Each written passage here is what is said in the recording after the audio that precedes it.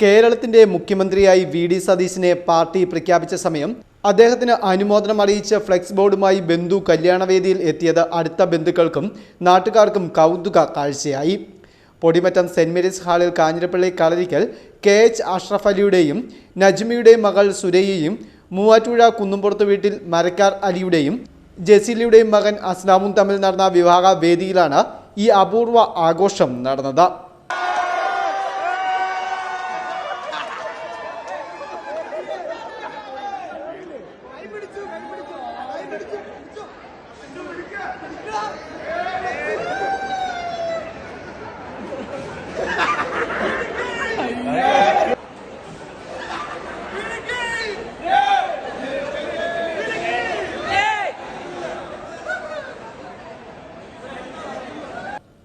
കഴിഞ്ഞ 10 ദിവസമായി കേരളത്തിന്റെ മുഖ്യമന്ത്രി ആരാണെന്ന കാത്തിരിപ്പിന് വിരാമമായി മുഖ്യമന്ത്രിയെ പ്രഖ്യാപിച്ചതോടെയാണ് കല്യാണത്തിന് എത്തിയവരെയെല്ലാം ചേർത്ത് ആഘോഷമാക്കിയത്.